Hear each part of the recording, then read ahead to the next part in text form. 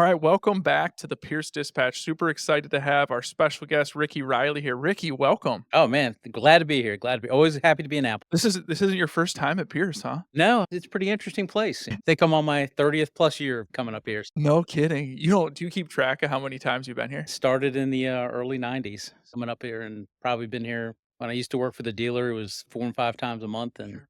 now it's, with, production and stuff like that, it's a couple times a year, but always happy to come up here, always happy to see the people here, and Yeah. we love coming up here. Yeah, there's gotta be a lot of change that's happened over the time you've been here. What's some of the big stuff that you've noticed over the years? Well, I always tell there's a restaurant down by the railroad tracks here on College Avenue that my very first time here, I had breakfast with Mr. Ogilvy, and that was my very first. I mean, he met you there in the morning and greeted all the customers, and that was my very first experience. And getting to meet all the presidents and the CEOs, the people that I've gotten to meet here, the friends that I've gained, the Smiths brothers, lifelong friends, that ran the aerial program. Just could not ask for any better people. Mike Dufresne, who just recently retired, just great people. And we say in our organization, and even my boss, is that here at Pierce, we don't invest in the metal, we don't invest in the tires, we don't invest in axles, we invest in the people that work here. And when we mean invest, is that's who we're looking for. Is that anybody can bend metal, anybody can put tires on a fire truck. It's have the care that goes into the fire truck, and they're just great people. I mean, Wisconsin's a great state. Even we've had a first time visitor with us on this trip, and just he goes, I can't believe how nice everybody is, and they stop and ask us where we're from and what truck is this, and somebody that's just putting a body on or putting a compartment door on is interested in the person that is walking by and is buying the fire truck. So that's one of the things that we like about Pierce, and we deal with a lot of vendors, and we're very happy with our Pierce products that we have. Man, well, we appreciate it. Thanks a ton for that. When you talk about the breakfast with Doug Ogilvy, from what I understand, that was how the what we call like the Pierce experience was born. And that's what led to the lunches and the dinner programs and all of this. It spurred from there. So that's super cool that you like experienced the originals of that part. Oh, it was rather intimidating, so to go because obviously I've been warned, "You're gonna go to breakfast, you're gonna meet this guy, and he's the president." I'm like, "I mean, I'm gonna be there at, like, 6 in the morning," and they goes, "Oh, no, he'll be there," but it's good to see other customers, other parts of the country, and stuff like that, Yeah, so well, that's great. So yeah, I wanted to get a little bit of background on you, but your resume honestly is pretty lengthy one. Do you want me to just read through it? How do you want me to go through this? I'm Ricky Riley, and I like fire trucks. Okay, I like that because when I was reading through it, and you see like the experience on volunteer departments, and you see the editorial element of it, and all these things. And I mean, I didn't realize that you were. Shame on me that you were an ops chief at Clearwater. Yeah, 11 years. Man, that's mind blowing that you've been all over. Like, you're reading this, and it's like you have like 5 careers in one. And frankly, it just makes me feel real lazy. So appreciate that. I've been very fortunate. I did 20 years. 19 years old, I joined the Fairfax County Fire and Rescue Department right outside Washington, D.C. An absolutely phenomenal organization. When I was in the organization, I appreciated it a little bit. When I left it, I appreciated it so much more and realized just how squared away they are. And it's an older fire department and just a great organization. And then I just had the chance to go do something different, and I did it, and it was great. And then I met John Thompson, who was my salesman, sold me 15 rigs down there, and now he's selling in our area, in the Atlantic Emergency Solutions area, and so earned a lifelong friend, so it's a great thing, so You didn't run into John at all when you were coming in the 90s here, no, did not you? welding or anything like that. No, no, no, I didn't. Yeah, because I mean, he was out there in rescues back then. Yeah, I mean, and what kind of salesman do you not want that's welded on a fire truck and then comes in and starts selling you the fire truck? So he knows Yeah. it from front to back and knows everything about the rig, knows everything about the company. I mean, just phenomenal salesperson, and that's a good person to have in your Yeah. corner. Yeah, he's just an all-in type guy. Alright, so we talked a little bit about, obviously, like, a lot of experience both at Pierce and really around the industry and things like that. Can you talk a little bit about kind of the managing major fleets and the experiences you've had managing those? And what's unique, I think, about your experience and your perspective is it's all different sizes, Yeah. like, and, volunteer, full-time, paid, all those different ones. Can you talk a little bit about the differences in that? Yeah, I mean, so I was very fortunate in 2016 when I was leaving Clearwater to be hired by the Prince George's County Fire and EMS Department to run their fleet. Something, I'd worked for dealers, worked for Atlantic, so I had that kind of experience. I wasn't very good at the one when I was like 18 or 19, so I was more of a screw up than anything else. But starting to learn how fire apparatus gets repaired and how important it is, and then obviously managing a fleet in Florida. We had only 8 stations. Now, Prince George's County, we're 40 plus stations. We have over 100 engines, 130 EMS units, 26 ladder trucks, and Oh my goodness, it's 687 vehicles that we manage on a daily basis, and they're busy. We were talking about Chris McClune from Fire Apparatus magazine. He was just stunned by the amount of unit responses. So we have a lot of incidents, but we send a lot of apparatus on those incidents. So the mileage goes up, they break down more. And I always tell my mechanics, I said, you have the most foolproof career of anybody in the country because fire trucks always break. It doesn't matter who makes them. And then, of course, then we have the firefighters that want to break them. So it's just managing that daily crisis because we had to push this back a day because we had to stay because we had this major snowstorm. And that's part of our deal is to understand how do we keep the fleet in service during a snowstorm with chains and breakdowns and stuff like that. So, I mean, we worked 48 hours straight, the entire shop, just taking little breaks. But to go back and run this big fleet certainly has been a challenge in a good way, just because as many fire truck colors as you paint fire trucks here at Pierce, there's different ways to run fire apparatus shops. And our basis, based on the criteria set by the fire chief, Tiffany Green, and the operations division, is that we need to be in service and we need to have the truck ready to go. So we took an approach of a fleet management program of if a widget XYZ part breaks on the fire truck, not only are we going to order that part, we're going to order two more of them to have on the shelf. So there's two radiators, there's windshields, there's bumpers, there's black molding that goes on it, just anything that if the truck comes in and has a problem, that the mechanics, which are phenomenal mechanics, are able to put the rig back in service and get it back in the fleet. And then, of course, we're the priority in our own shop. So, I mean, it's all a domino effect of how these fleets work and how manufacturing works. I've always been amazed for the 30 years I've come here to watch the line change, to hear the horn sound and then watch a mass of fire trucks move forward. Somebody has to figure out how to do that. And then if you haven't been here and learned about like sick bays and if you have a problem with a truck, how it gets taken out of line and comes back in. And it's amazing to watch and just to watch the manufacturing process. It's incredible. So it's nice to come here and to Pierce and you go, hey, let's go out on the blue floor. Let's look at all the shiny fire trucks and look at all the lights go on and stuff like that. But to go out and watch the men and women here at Pierce that are actually building the truck from the frame and putting the cabs on, putting the motors in and watching all that production, you really feel like, I mean, I feel like that we're getting our money's worth. 'Cause that's a lot of stuff. It is incredible to even to watch my mechanics try to repair one of these trucks. I mean, like the other day was we couldn't get a pump to go in gears because a zip tie was too tight. I'm like, how do you find that? As a mechanic, how do you find that there's a short somewhere at this wire tie, but it's multiplex trucks and they have the computer and they're able to input outputs. And that's not me. I mean, I know how to do that and I have people to do it. And it's just to be able to watch what they do. But if you're not informed about it, if you don't get out, I get out of my office and go, why is truck 805 here? Oh, it's got an electrical short. What's the real problem? Do we need to talk to Pierce about zip ties? Is it our zip tie? Whichever it is. It's always not, Pierce does not make zip ties. So we can't blame Pierce for a zip tie, how it's put on. But understanding what's going on with our fleet every day, whether it be an ambulance, whether it be a Tahoe, whether it be a Pierce truck, whether it be the manufacturer's apparatus, trying to understand every breakdown and figure out how we can correct it. Is it a parts problem? Is it a service problem? Is it our problem? Do we need to talk to the manufacturer about it? So I mean, the mechanics, they know that when I come out on the floor, I saw three trucks pull in. What's the problem? What's going on? Is it us? Is it them? Is it the manufacturer? Is it a vendor? Is it a part supplier? Whatever it is. So it's a full time every day. The phone starts ringing. So the fleet management is something I didn't appreciate as much as a line firefighter to understand that I always thought, oh, I know in Fairfax as a young firefighter is that, oh, my truck broke. All of a sudden, one shows up. I got another one to ride. I never worried about how that one got fixed or what happens when it leaves. All I know is I got another truck to ride. And so, say, certainly with Fairfax, with Kentland as the chief there, we really focused on taking care of our rigs. I think that's a lost art form in the fire service today. And I tell them that my mechanics or my team that's here with us today is that the best they're ever going to be is when they leave our building and we give them to the company. They're our babies. I mean, that's a 3 and 4 year project for us between design, getting the rig ordered, getting the specifications right, then going to the engineering trip, then the midpoint, then the end, and then getting all the equipment mounted, getting all the hose on them.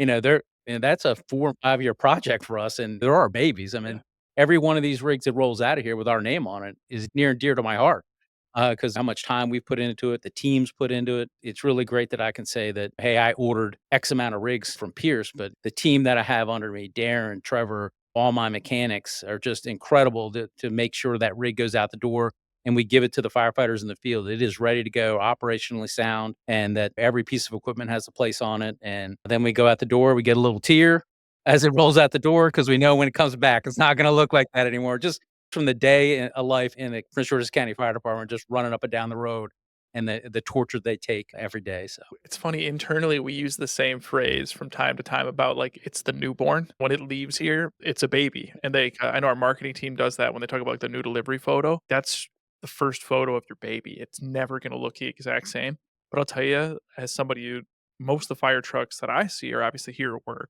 and I see them on the blue floor and that, it makes your, like, stomach churn when you go out there and you see one that's beat up or whatever the case is, or scratched or whatever that is, and then but it's also like you get a new appreciation for how long those are in service and what takes place once it leaves here and the life cycle that goes there. But hey, one of the questions I wanted to ask is, you went through there, you mentioned being a frontline firefighter. What was the evolution from you to frontline firefighter? Obviously, there's this fleet management role is taking place somehow at every firehouse. But what was that evolution from being the frontline firefighter to doing that? Because a lot of times people, that's the goal, is that frontline firefighter doesn't think about the truck. You want the truck to just perform, and if it's not there, that they're getting their equipment and whatever they need. But how did you make that change? Like, that's just such a huge culture shift. well, I think one is I was very fortunate to be able to go work for dealers for different manufacturers when I was young, just as a part-time job when I was off from my career job in Fairfax. But as the volunteer chief at Kentland, hey, you're responsible for everything from the rig going out the door to, how our, apparatus replacement plan is going to work. How is it going to get repaired? I mean, we bought two Pierce Arrows, the OG fire truck in 1995, and our salesman was this gentleman named by Ricky Ward. He sold us the fire truck. Then he delivers the fire truck. Then he drives in his U-Haul truck that he had bought and fixes the fire truck. I mean, you couldn't ask for one-stop service. So that was coordinating that fleet, and that was just two pumpers, a tower, and like a mini pumper. And then as I get out of Fairfax and then go to Clearwater, now I'm like operations chief. I'm like, how many fire stations do we have? Now, how many engines? How many reserves? How many ladder trucks? How many reserves do we have of those? What happens when they break?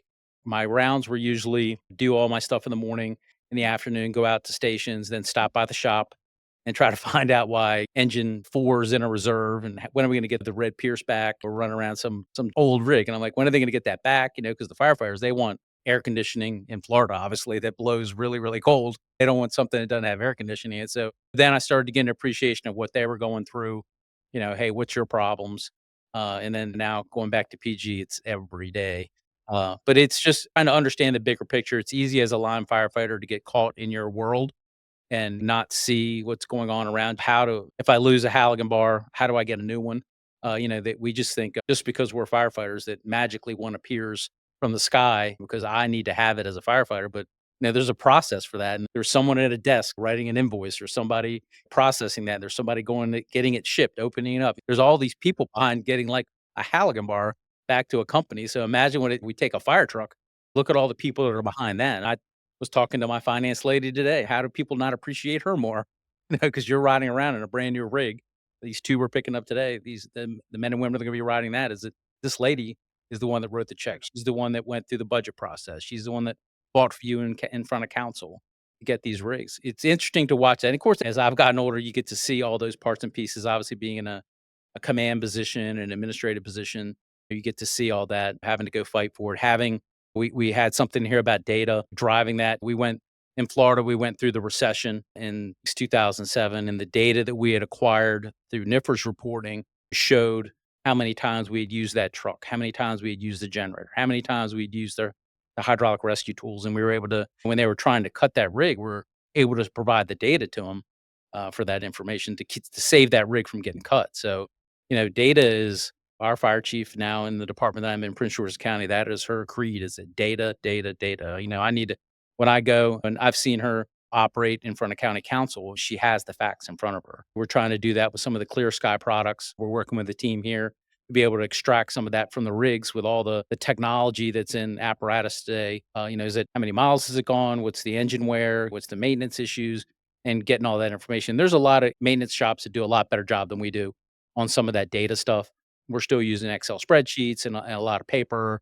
and stuff like that. But we're able to tell, how this truck, the 2017 Pearson Forcer, I have a folder that can tell me its whole life. How many times we put an alternator on, how many times we replace tires, wheel lug nut covers, whatever it is, anything's attached to that vehicle ID number. And there's a thick folder of it. And we can go back to the whole history of the rig and find out from accidents to repairs and what's going on with that rig the entire time. So, Sure. Well, cool. Let me ask you one too, just to switch gears a little bit. You mentioned being on Kentland. Like I'm a raging fan, you know this, of Kentland from the first time we met was at a dinner and that was right before you guys showed that truck at FDIC. oh, yeah. Mentioned 33 and what a passionate group. And but obviously there's got to be differences in managing that fleet versus PG. Or is it incredibly Well, we similar? manage their fleet. Oh, you Yeah, yeah. do? So they're in Prince George's County, so they buy the vehicle. So they have a brand new mid-mount Ascendant on order with Pierce now. Okay. So they have to get approval from the fire chief to purchase the rig, and then they have to meet our specifications. So we have a standard set of items that you have to have. You have to have a Kuzma auto eject. You have to have this kind of alternator. You have to have front airbags, side airbags. You have to have electronic stability control. All these pieces, checks and boxes on there.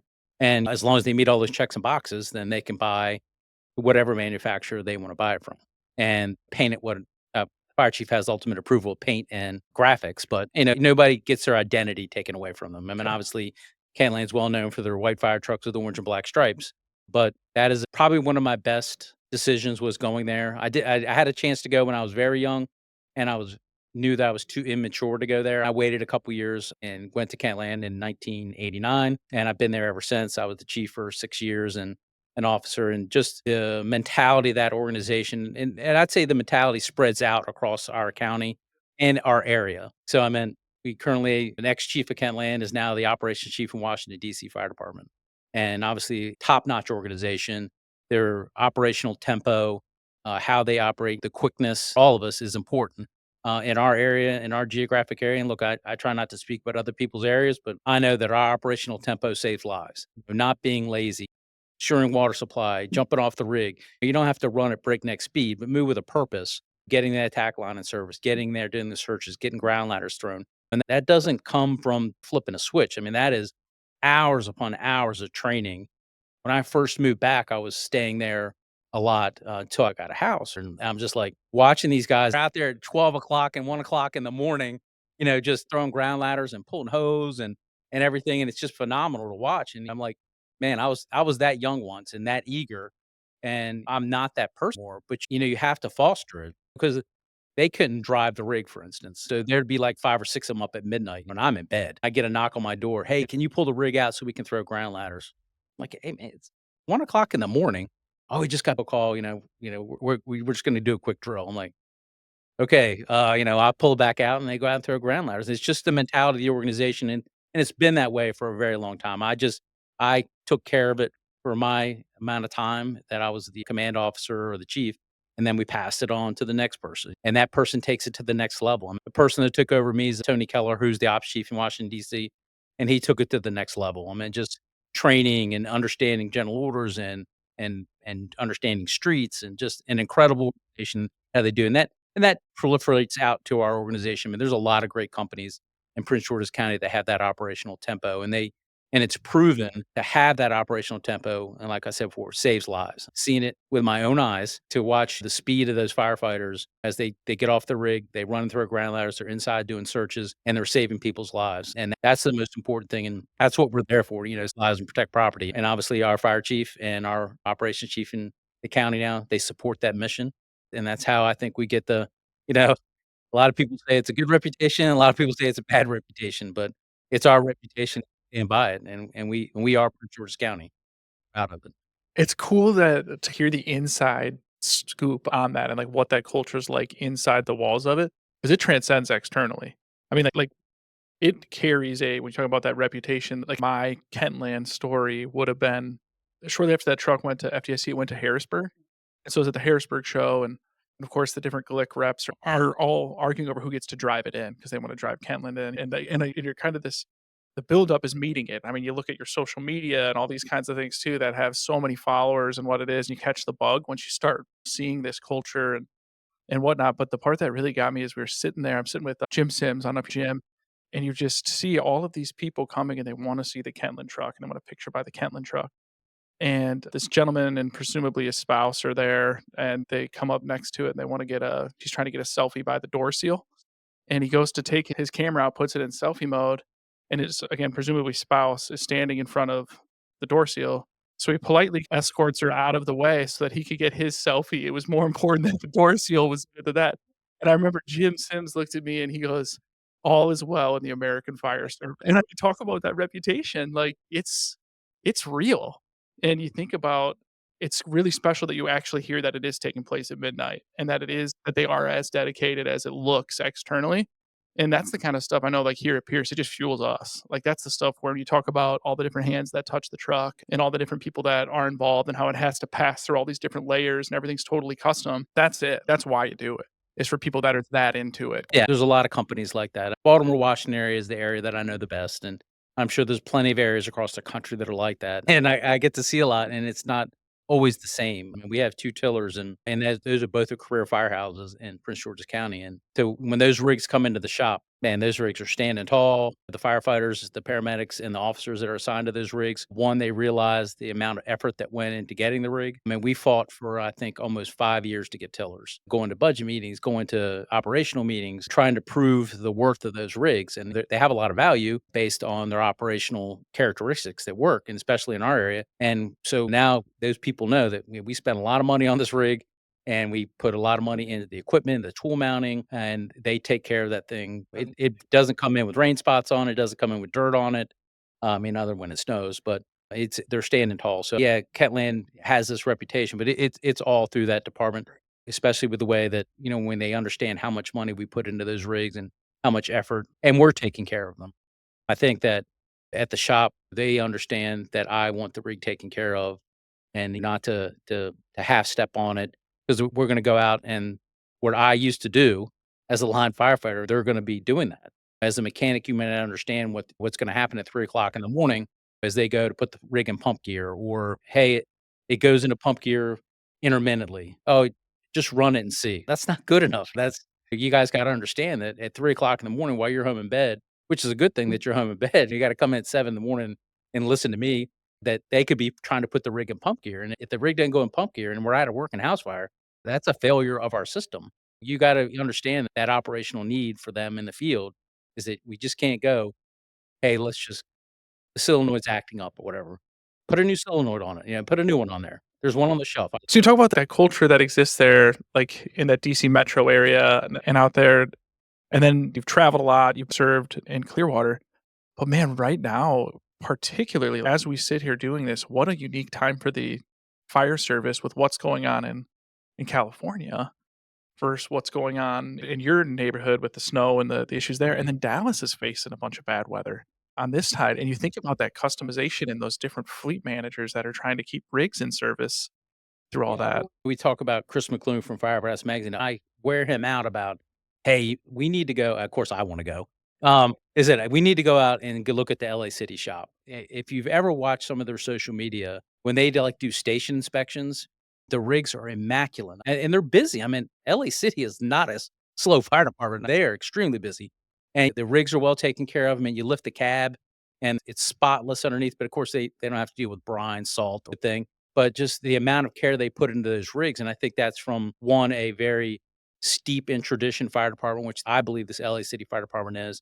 You can see the same thing in Washington, DC, the steep in tradition, the care they take for those rigs. And imagine if they're not taking care of those rigs, where they're gonna be at today. I wanna go see it because I can't believe it by looking at social media. So you've never been to LA Oh, cities? yeah, yeah. I mean, I was just out there a couple months ago, but I saw the tiller that was in the Boyd Street fire they had out back there. That gets your hair on your neck standing up, but they take a lot of care. the sheer amount of effort that's going into that. So, I mean, yes, the firefighters are fighting the house fires, they're fighting the brush fire, they're trying to save people's lives and property, but not every rig is gonna survive that. Not survive that in, like, catastrophically, by a fire or something like that, but a flat tire or a breakdown or, anything like that, and who's supporting that effort to get the rigs in there. And then let's say, for if the rig has a catastrophic something bad happens to it, because at Kentland, we've burned a rig to the ground before. Now we're like, "Hey, Pierce, we need a fire truck and we need it quick."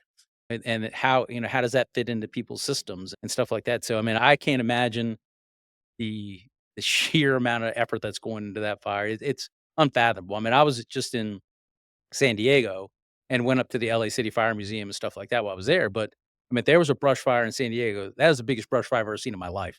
And these guys, it was like a 10 by 10 square brush fire to us. I mean, and they're just think it's no big deal. I mean, it was massive.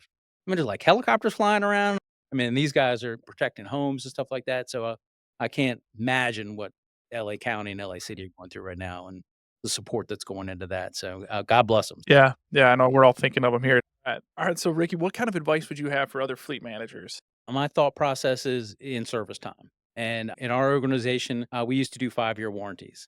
But, we would run the mileage out before we would get to the 5 years. We're a very high run department. We literally bought a 2018 Pierce Enforcer and just replaced it in 2021 because it had 167,000 miles on it from running calls. So, just keeping that rig in service. So we're an in-service department. So warranties don't bother us. So how you run your shop should be all based on how quickly you can get a rig back in service, the frontline rig, or have a really good reserve fleet. And nobody can.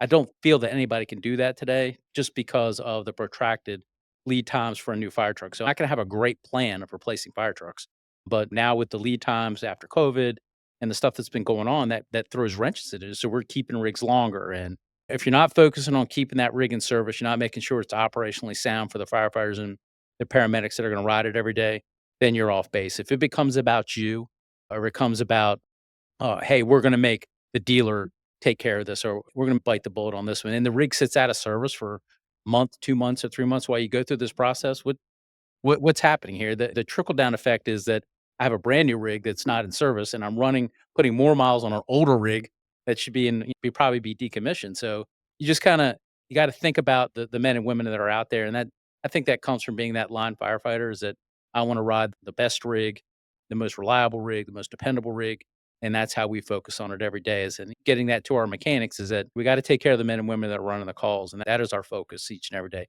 Now they frustrate us on many a day, and they make us very, very angry. We gotta go back and do some UMSA time and go step outside for a minute, but, "All right, let's get back in there and get these firefighters and paramedics back out on the street and, get them in the most dependable rig that they have." And for us, with our tillers and our ladder trucks and our pumpers, that's, made here in Appleton, Wisconsin, and we're happy to have them. Well, on behalf of all of our employees here, current and past, and really everybody, we really, really appreciate that, and we appreciate your time today joining us on the dispatch, so thanks a ton. So I love talking fire trucks.